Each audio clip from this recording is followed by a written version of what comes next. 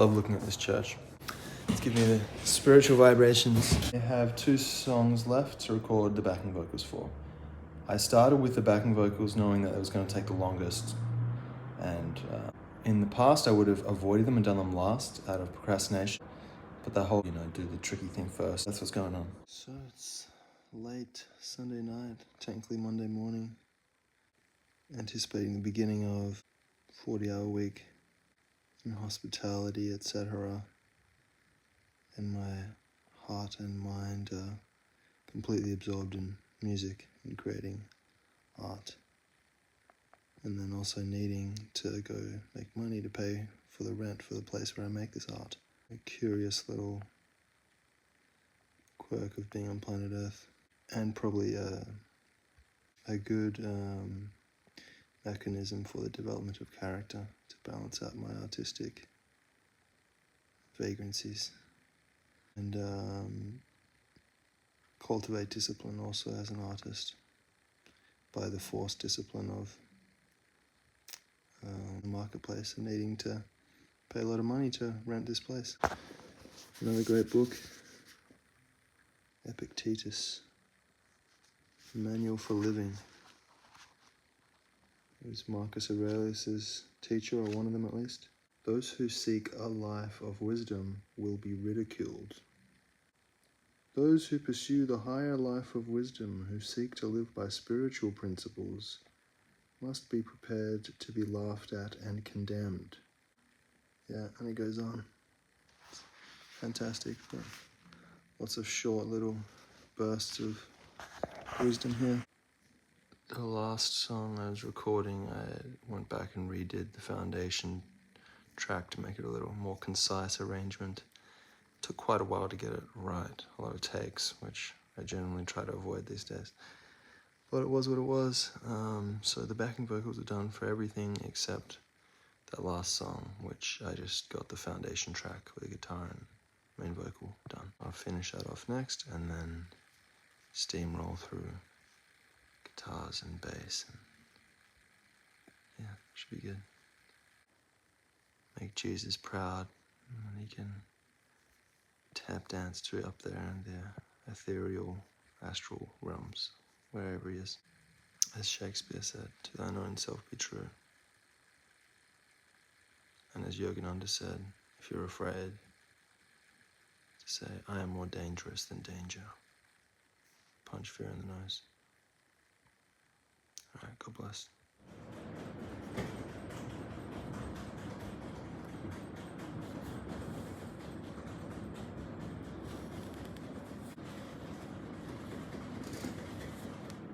So that's a sweet spot for me right now. Pointed halfway between the sound hole and the 12th fret.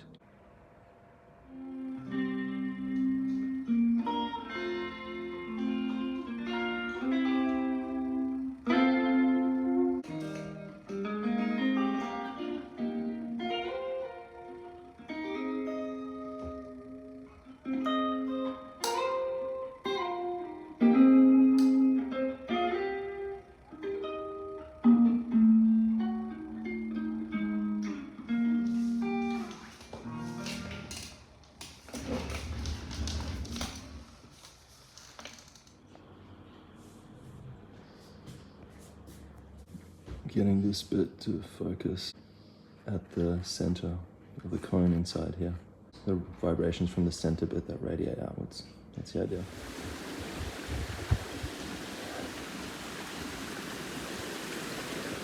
Oh yes, the sun. Powerful ball of light, filling with me with joy.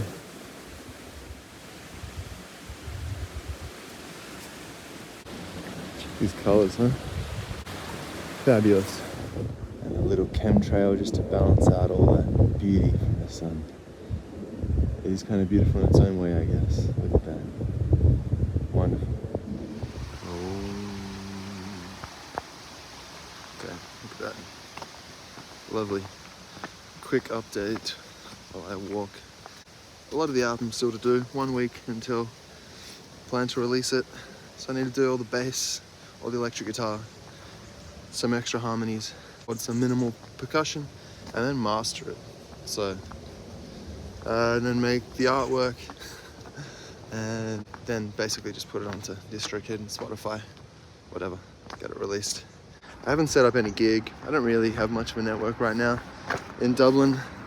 I just figured if I don't make it, there's nothing to really launch, so just focusing on that. But yeah.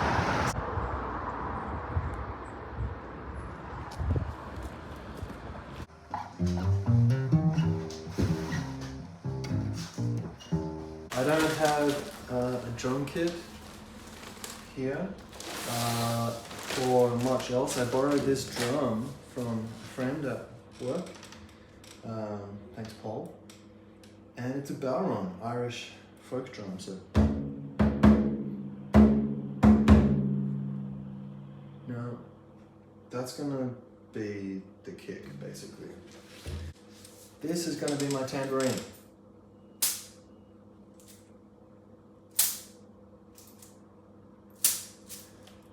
Which is tip money. Yeah, so that's gonna be the tambourine.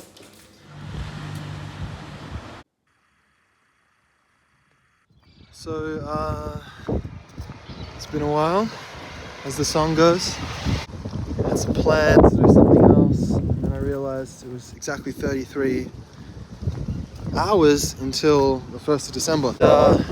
Jesus, 33. I was like, hey, maybe that's a sign. Also be 33.33, 1st of December, which is also interesting. Bass and percussion and some lost harmonies, and that's basically it. Oh, hey God. I mean, everybody. So I stopped documenting this whole process because it was taking too long. But basically, I have finished everything on this sheet, as you see, all the recording. It is December 1st, 9:30. I have a couple hours before the deadline finishes. Anyway, basically recorded it all, mixed it, just got the volumes good, panned it, tried to record it in the first place so that I didn't need to EQ it, that it sounded good. And yeah, ended up kind of doubling pretty much everything, even the bass, actually.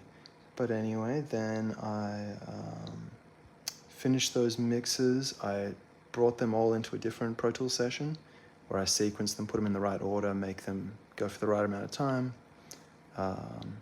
Just adjusted the clip volume dB thing so that they're all coming through pretty much at the right area.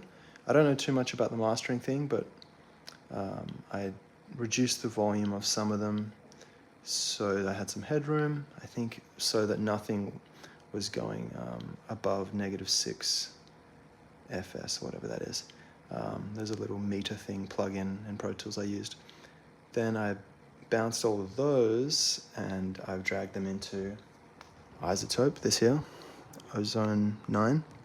And basically, I just click the part that has roughly the high dynamics, is a good representation, has the high dynamics, has the S sounds, and so that way it's going to set the EQ properly when I use the Angel Assistant and or AI Assistant, whatever you call it, to help me. And then yeah, I just hit the button, and that's how you don't pay a mastering engineer.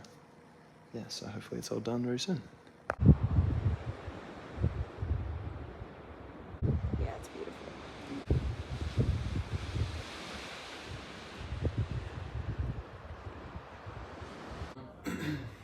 Welcome back to my television network, everybody. So Christmas Consciousness is released. Yay, hooray, good job, Mark. To really work like crazy, basically, to pull it off. I had to realize in myself that you need to make those intuitive, immediate decisions, because your intuition always has a knowing straight away. Even if I could be like, oh, maybe I could try it this way or that way. That is good for the creative process, but there is a time and place for that, and then there's also a time when to do it, and you're like, oh, that note was a bit buzzy, like whatever, and to just go through. And then sometimes it takes incredible, even if it does have a note. It could even have a dodgy note. I think in Like a Rolling Stone, Bob Dylan, you can hear a chord which is a little off, you know. That's the greatest song of all time. Point being, I had to really simplify and just go with, yeah, does that feel right? That feels good enough. And then overall that made it more of a smooth, quick process and more relaxing. So it was really fun, actually. Brought a lot of the joy back to music, this whole process, probably because it's a Christmas album, you know, it's like, how seriously can you really take it? So it was a great way for me to break the ice, get back into it, and yeah, sounds really good, I think. I'm really happy with how it turned out. A couple things I just want to say in this video to wrap it up and to give some sort of trivia around it and the songs, and then that will be a wrap on this project here. And I'll move on to the next album. Being in the process of doing it at all, always engaged in it. I think that I feel much happier just that I'm actually doing the music again. I guess I did all the vocals first, figuring that they would take the most finesse. Got them all done with, had the iPhone, which every song was recorded on the iPhone, which I'm recording with now. Then did all the vocals tracked over, did all the electric guitars on this, I had this cool little amp, I guess on Amazon or something. It's some like cheap Chinese amp, honestly. But it does have reverb on it and it is an amplifier. So I just did that, and with my Stratocaster. What I generally do would be record 2 parts and then pan them. And they'd be mostly the same, but it's interesting when it gets to guitar solos and stuff. I would do 2 different guitar solos, but what would tend to happen is they miraculously harmonize and are perfectly or in phrase with each other at various times, or weave in and out. It's kind of incredible how that happens, that you get all these, it's naturally harmonizing and complementing each other, even though I didn't transcribe anything or plan it out. You know, so you just follow that thread in your inner ear, and you can follow it twice and it'll give you iterations of a similar thing, and they work together. It's cool. It sounds kind of like a chorus effect, yeah, just because they're probably slightly different, slightly out of tune or like to each other. Bass, I used that acoustic bass I showed in another video. I also double tracked the bass actually, which I've never done before. I think it sounded really cool. Brian Wilson got his doubling everything from Phil Spector, the wall of sound. And I think Pet Sounds, etc., they would have multiple bassists playing the lines. So I did that, and sometimes doing the exact same line, other times the second bass would be just playing the pulses on the beats when the chord changes, and the other one would be doing the melody kind of in between. Hit the pulse of when the root note or the chord, the bass note of the chord would enter at that moment rhythmically. Hit it just with that. That's how I did the bass. Bass just panned into the center, same with the drums. Now the drums weren't really drums, it was a bowron and a little like coin purse. So basically I just recorded boom, boom, boom, etc. for a kick track or a drum track. To achieve reverb, because I didn't really use any plugins, I just didn't. I felt like, oh, I'll just keep it as uncomputerized as possible. So the tambourine was sounding, or the coin pouch was sounding too close. Like my vocal, the lead vocal, might have been further away from the iPhone or whatever when I was recording. So then the tambourine was sounding nearer than the voice, and that just felt wrong energetically. Too much emphasis on it for what's going to be a background instrument. So even with a 57 on, I sat about like at the opposite side of the room, maybe 3 meters away or something, or 4 meters away, when I recorded it. And surprisingly, on the waveform it looks tiny, but something to do with the frequency it's at, it comes through the mix very clearly. So yeah, but that made it sound further away and more spacious. Picked up more of the room, the reverb of the room. I have these really nice high ceilings here and these big windows. And so I would record a lot of things facing the window and actually getting it bouncing off of the window, which usually people have acoustic treatment, but yeah, I wanted to have the sound of this room for everything. Yeah, a bit of melodica. So for things where I didn't have any keyboard or anything, there was a couple songs where I recorded, it sounds sort of like piano accordion, but I can sort of layer it to sound almost like an organ. So I would do multiple of those and layer them. Yeah, and then I was kind of mixing as I was going, but I basically just relied on the volume, changing the volumes and panning things to get the desired effect. And I would listen to it with the volume very low and then the volume higher and then the middle, and see which instruments came in and out of dominance to do with as the volume was changed. Once I got that about right, then I just bounced them out of Pro Tools, put them into a different session where I sequenced them all to be, it was basically about 33 minutes in length, and you know, it's a Christmas album, Jesus was 33.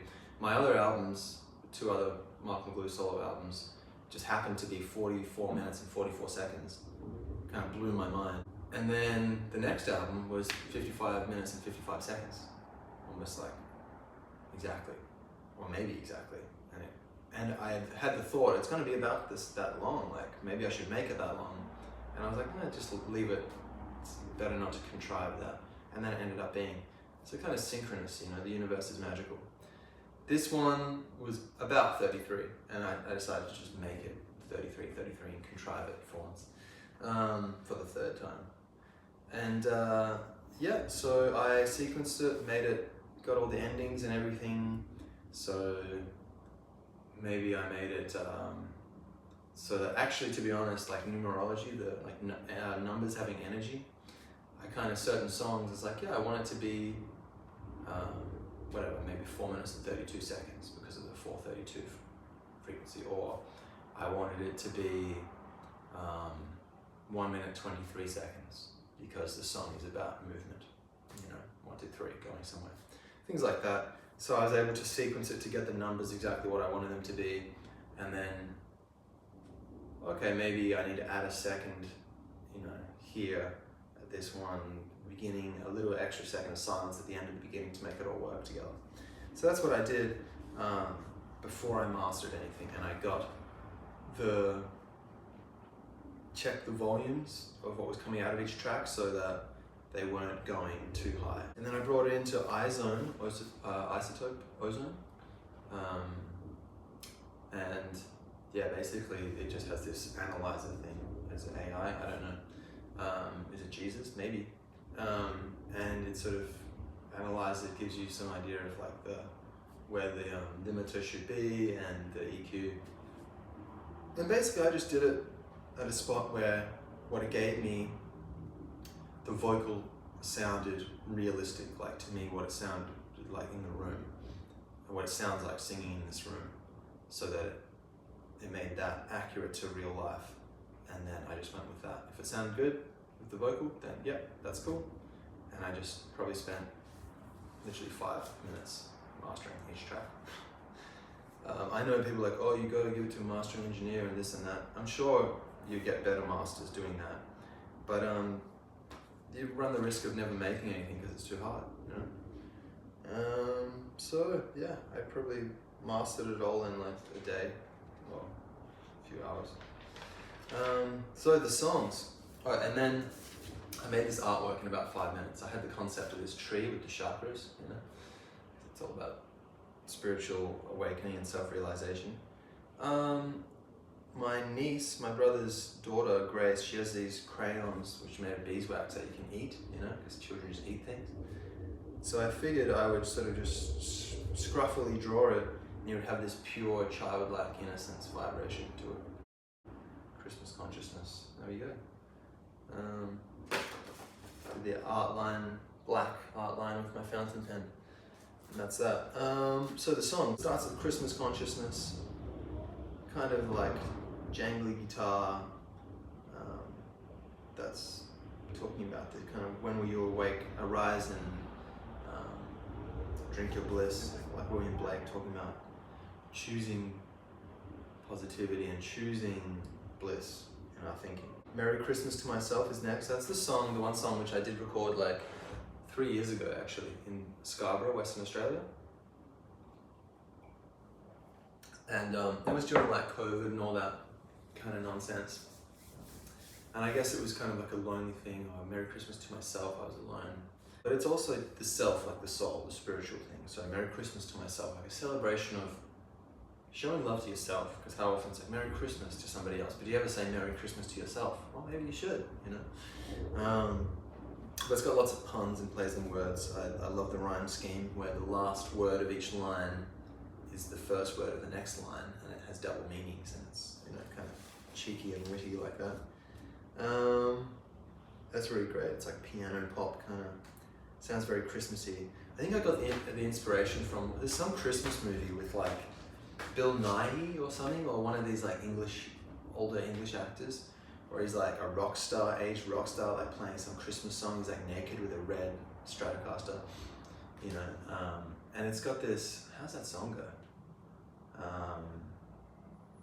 I really can't remember, but it was shades of that. It was kind of inspired by that anthemic Christmas piano pop ballad.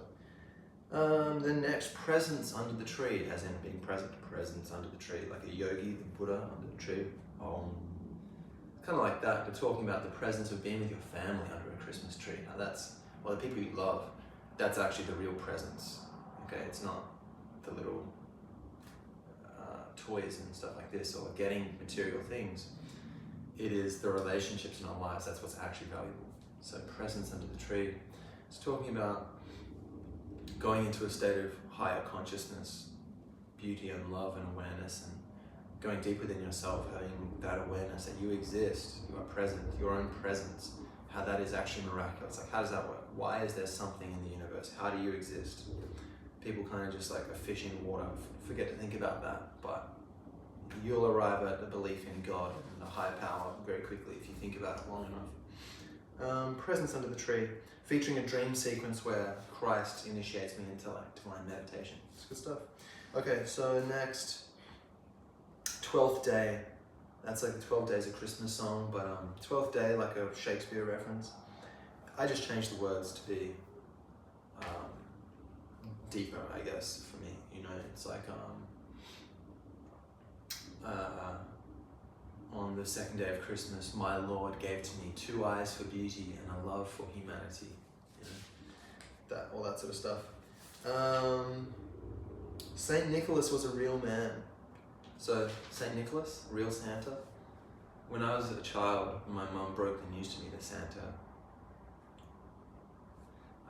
basically,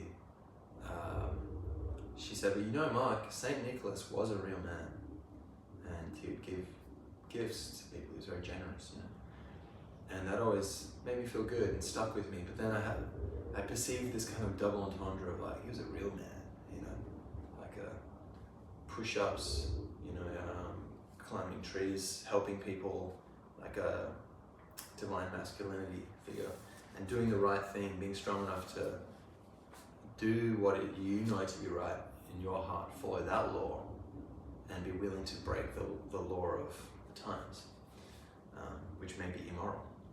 So Saint Nicholas was a real man. That's a great song. I really like that one. It's like a biography of his life, from what I researched on Wikipedia and the internet. Alien choirs over Bethlehem. Well, you know, there were probably extraterrestrials observing the birth of Christ and being like, whoa, look at his soul signature. He's like a blazing sun. Cool. Maybe they were singing over his birth, you know. Okay, then God's Own Sandals, moving on. That's a poem I wrote in India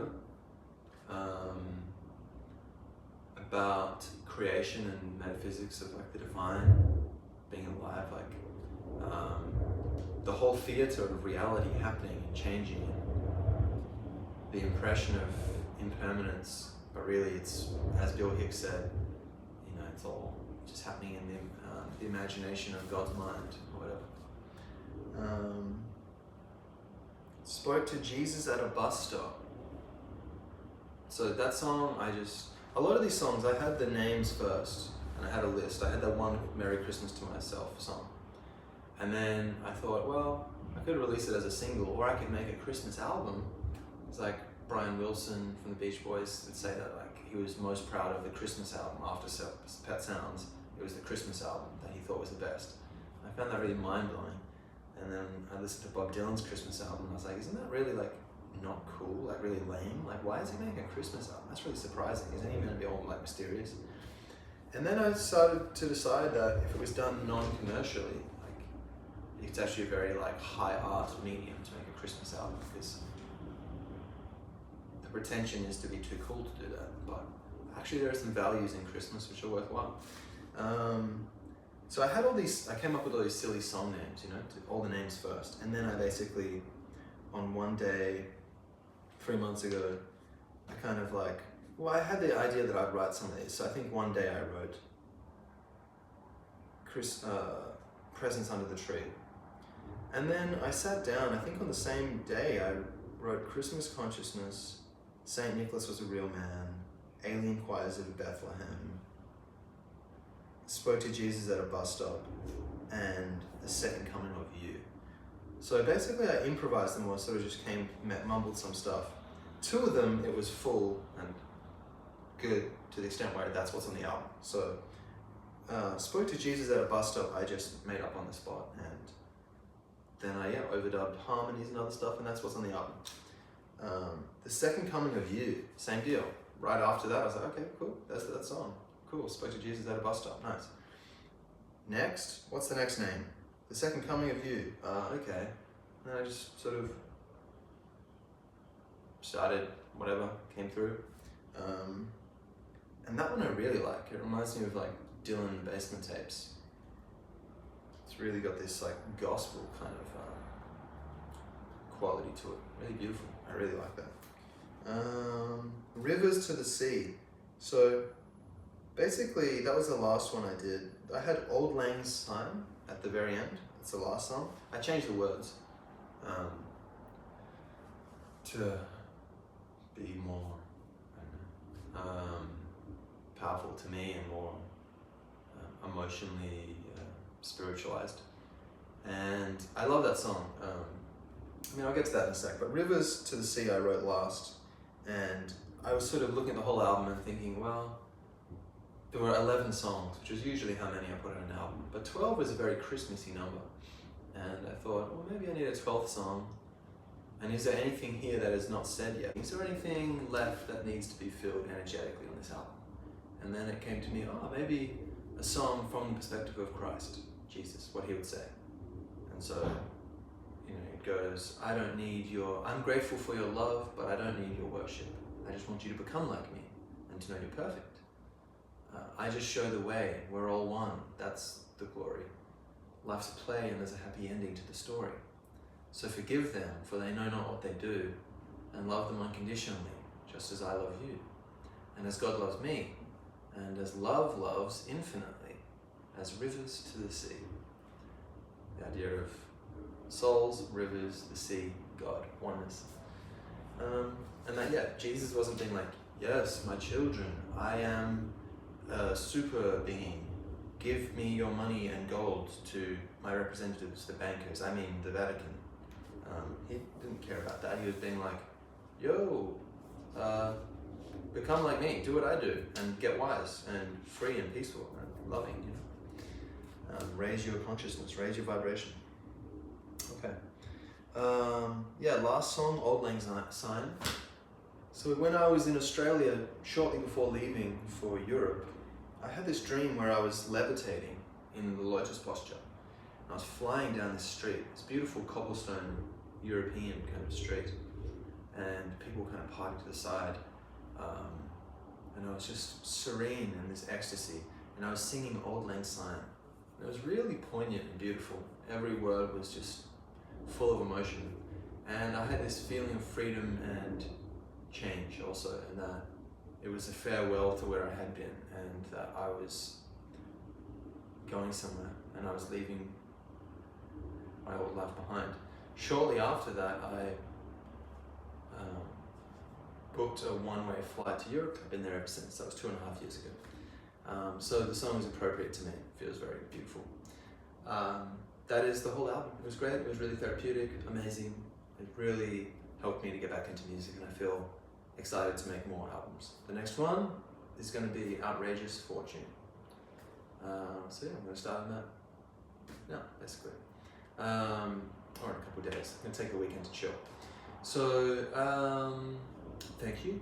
I really appreciate all the support and people commenting and stuff like that. It really does help me have momentum to keep going. That was a great part of this process, so I appreciate it. And God bless you.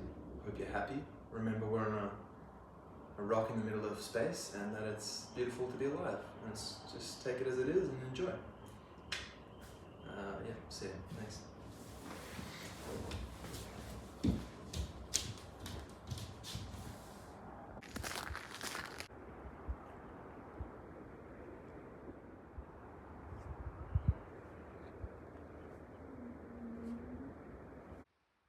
Beautiful. So, last thing I wanted to add is the whole thing about Christmas and Christ and all that is meditation. So, the kingdom of God is within you. They say that. It's like if you go inside. So, probably Christmas time, a good thing to actually incorporate is meditation, where you just close your eyes, breathe through your nose deeply and slowly, where your diaphragm is going out and in. And you just focus on your breath. You could put your gaze and focus sort of between your eyebrows, like how people do this when they're concentrating. That helps you focus. And just with your eyes closed, slightly lifted, breathing in and out. And then at a certain point, you notice you've stopped thinking about your breath, and you notice that you're thinking about thoughts and random things. You just, with no real reaction, you just go back to your breath. No frustration, just that's part of the process. And then you just focus on your breath. Eventually, a calmness is going to come over you that's going to feel very peaceful and nice. And that's kind of getting you towards that state of consciousness that Christ is talking about. That's the whole point. You sort of still your mind, and then you become more loving and peaceful and chilled out. It's good stuff. So that's a bonus Christmas tip. See you later.